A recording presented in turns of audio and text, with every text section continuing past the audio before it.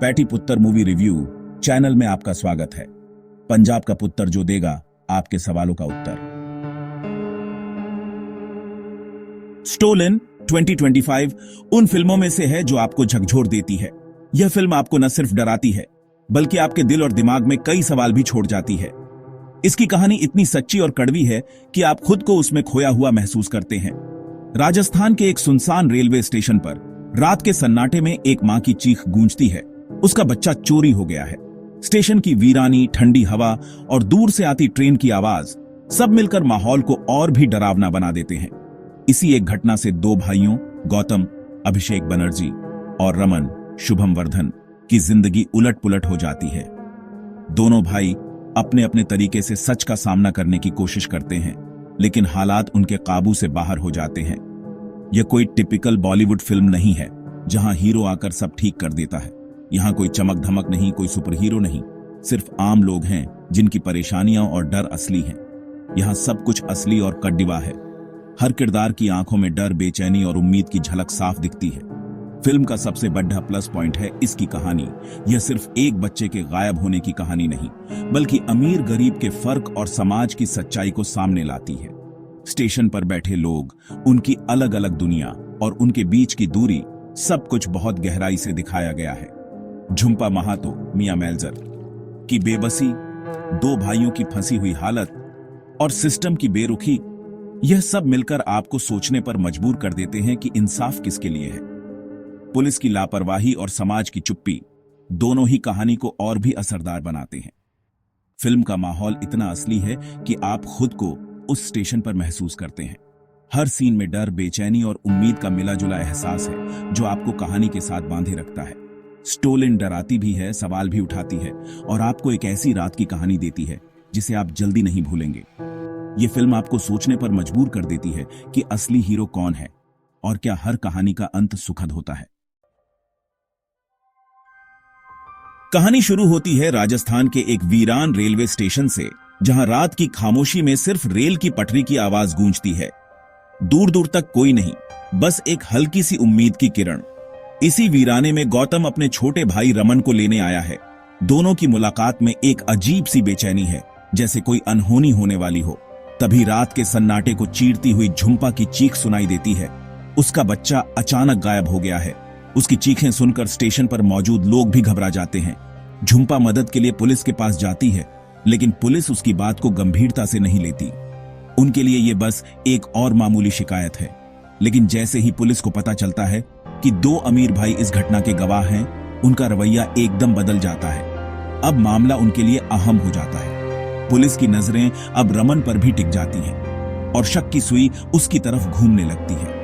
हर कोई उसे सवालों की नजर से देखने लगता है, लेकिन पुलिस दोनों भाइयों को गवाह के तौर पर रोक लेती है ताकि सच्चाई सामने आ सके। अब वे चाहकर भी स्टेशन से बाहर नहीं जा सकते। मामला तब और उलझ जाता है जब कोई एक झूठा बयान देता है, जिससे पूरी कहानी का रुख बदल जाता है। सोशल मीडिया पर भाइयों की तस्वीरें वायरल हो जाती हैं और देखते ही देखते वे दोनों संदिग्ध बन जाते हैं। अफवाहें आग की तरह फैलती हैं। गुस्साई भीड़ उनके पीछे पीढ़ी जाती है और स्टेशन का माहौल अचानक हिंसक हो उठता है। अब हर कोई उन्हें दोषी मानने लगता है। फिल्म एक थ्रिलर चेज में बदल जाती है। हर मोड़ पर खतरा, हर कदम पर डर। भाई अपनी जान बचाने के लिए भागते हैं, लेकिन भाग्य उनका पीछा करता है। पूरी कहानी एक ही रात में घटती है, जहां हर मिनट कीमती है और हर फैसला जिंदगी बदल सकता है। गलतफहमी, अफवाहें और भीड़ का गुस्सा किसी की भी जिंदगी बर्बाद कर सकता है। एक छोटी सी चूक और सब कुछ बदल जाता है। फिल्म आपको सोचने पर मजबूर करती है, क्या सच में गुनहगार वही हैं जिन पर शक किया जा रहा है, या फिर हालात और सिस्टम की खामियां असली दोषी हैं? सिस्टम, भीड़ या हालात, किसका फैसला सही है? यही सवाल फिल्म के अंत तक आपके मन में गूंजता रहता है। करण तेजपाल की पहली फिल्म के तौर पर स्टोलन एक जबरदस्त डेब्यू है। डायरेक्शन बेहद फोकस्ड है। कोई फालतू मेलोड्रामा या फ्लैशबैक नहीं, सिर्फ सीधी कसी हुई कहानी। फिल्म की लंबाई सिर्फ 93 मिनट है, जिससे टेंशन लगातार बनी रहती है। राजस्थान का धूल भरा स्टेशन, रात का अंधेरा और नेचुरल लाइटिंग, ये सब आपको कहानी के अंदर खींच लेते हैं। कुछ जगहों पर चेज सीक्वेंस दोहराव वाले लग सकते हैं, लेकिन इमोशंस और माहौल इतना असली है कि कमियां छोटी लगती हैं। करण तेजपाल ने दिखा दिया है कि कम बजट में भी दमदार थ्रिलर बनाई जा सकती है। अब उनकी अगली फिल्म का इंतजार रहेगा। स्टोलन का स्क्रीन प्ले इसकी सबसे बिगड़ी ताकत है। इसकी कहानी बहुत सधी हुई है, जिसमें हर सीन का एक मकसद है और हर डायलॉग कहानी को आगे बढ़ाता है। धीरे धीरे डर और टेंशन का माहौल बनता है।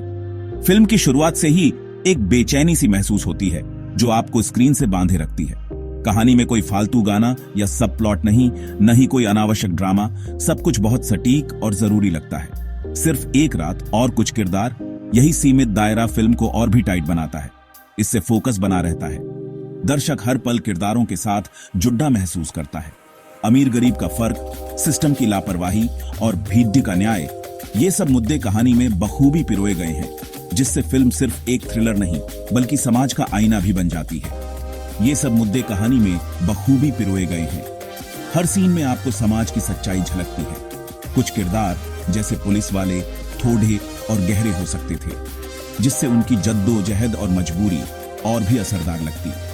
थोड़े और गहरे हो सकते थे, जिससे उनकी कहानी और भी दिलचस्प बनती। और तीसरे हिस्से में चेज सीक्वेंस दोहराव वाले लग सकते हैं, जिससे थोड़ी थकान महसूस हो सकती है। फिर भी स्क्रीन प्ले आपको सोचने पर मजबूर करता है।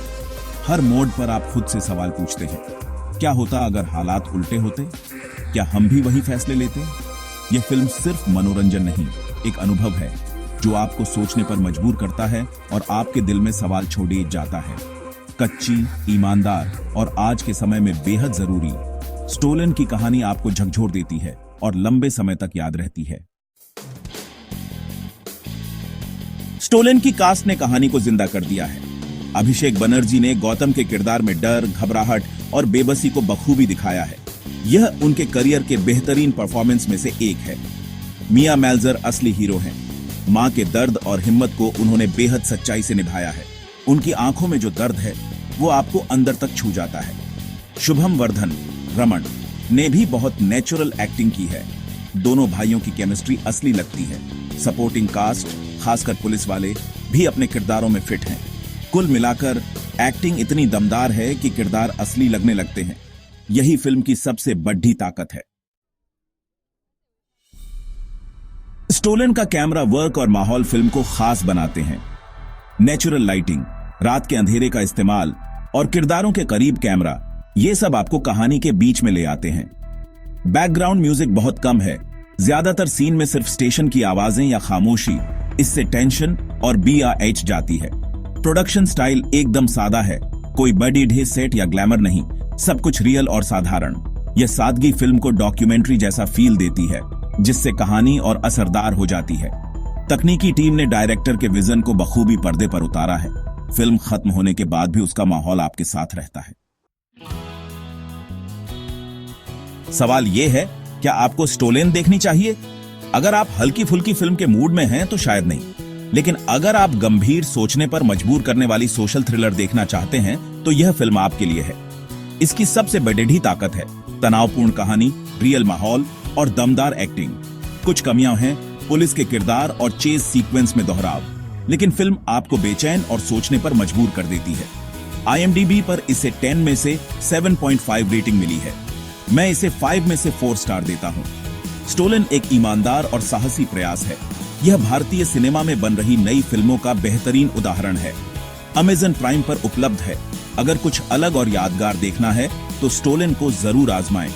तो दोस्तों, ये था हमारा डिटेल रिव्यू स्टोलन 2025 का। अगर आपने फिल्म देखी है तो अपने विचार कमेंट में जरूर बताइए। वीडियो पसंद आया हो तो लाइक करें, शेयर करें और चैनल को सब्सक्राइब करना बिल्कुल मत भूलिए।